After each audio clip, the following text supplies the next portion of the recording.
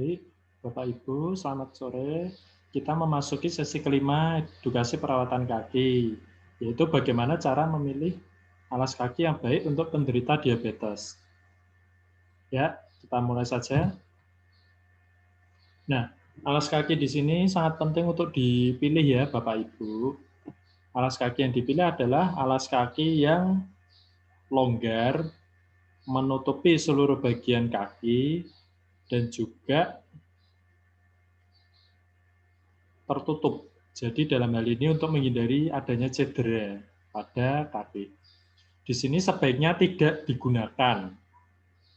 Itu ada sandal, ini sebaiknya tidak digunakan ya Bapak Ibu, karena ini bagiannya ada yang terbuka. Bagian terbuka ini rawan sekali terkena batu atau kepentok kayu ya, jadi dapat menimbulkan luka.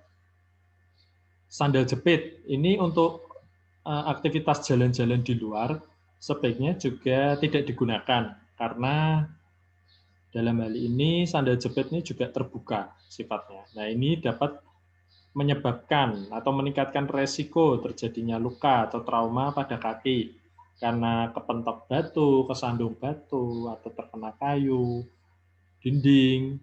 Sandal jepit sebaiknya digunakan di dalam rumah relatif bersih dan tidak ada batu ya. Kemudian sepatu dengan ujung runcing ini juga sebaiknya tidak digunakan. Kenapa demikian? Karena ujung runcing ini sangat ketat ya, Bapak Ibu. Di ujung-ujung jari kaki ini, ya, ujung yang menyempit ini dapat menyebabkan jari-jari kaki bertindihan. Nah, jari-jari kaki yang bertindihan ini dapat meningkatkan resiko terjadinya perlukaan.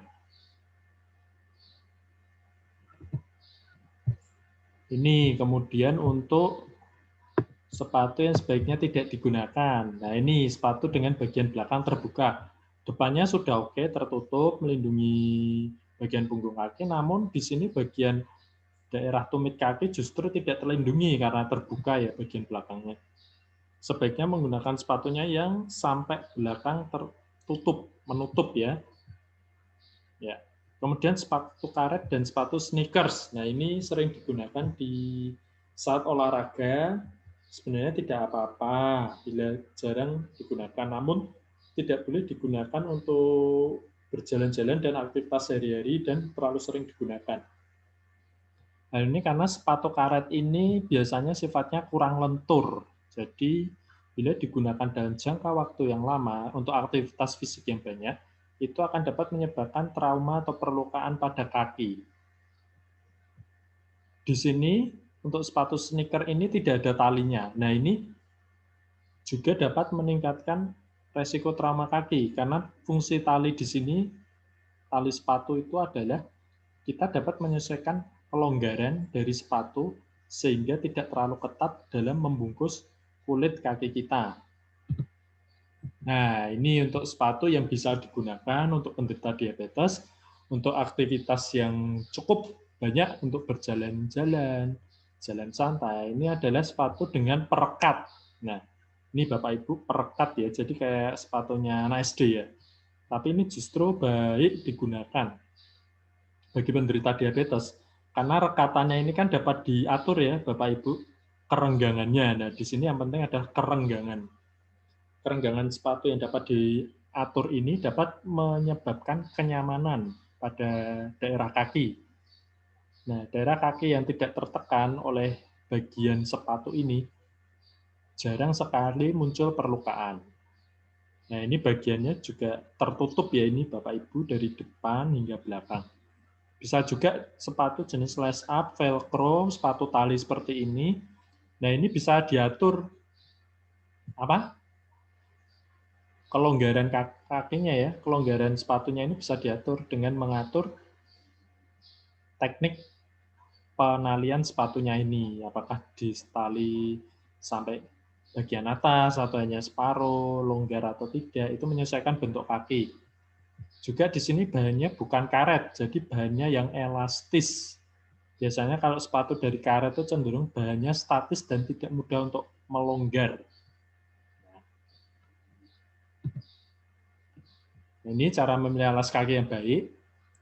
Memakai kaos kaki terlebih dahulu sebelum memakai sepatu. Apalagi jika kaki terasa dingin. Kenapa perlu memakai kaos kaki? Kaos kaki di sini berfungsi untuk menjaga kehangatan kaki. Kehangatan kaki yang dijaga ini diharapkan dapat meningkatkan suplai, melancarkan peredaran darah ke ujung-ujung saraf kaki. Nah, peredaran darah yang lancar ini akan dapat mengurangi resiko kaki mengalami kesemutan atau kebas.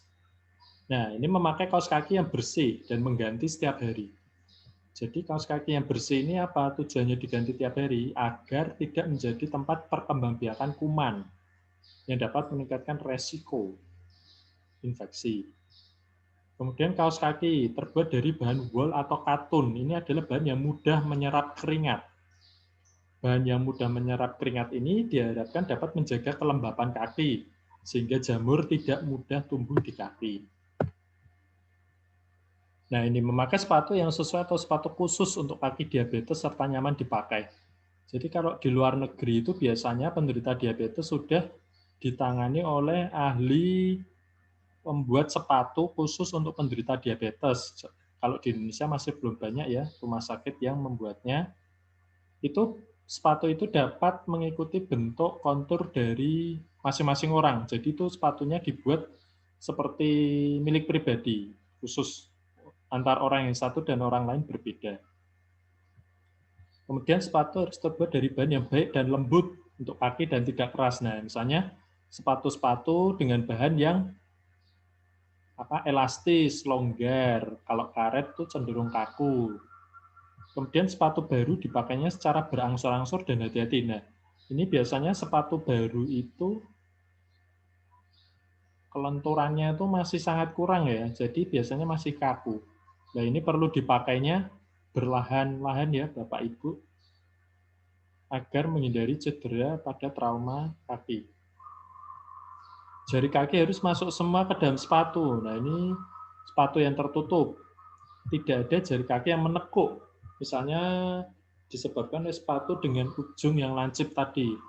Kenapa demikian? Jari kaki yang masuk semua ini diharapkan dapat terhindar dari resiko cedera pada jari kaki, misalnya kena kayu atau kerikil, batu, kesandung, dan tidak ada jari yang menekuk.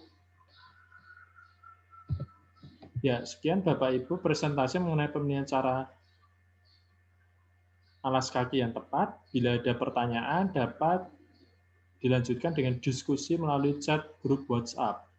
Terima kasih atas perhatiannya.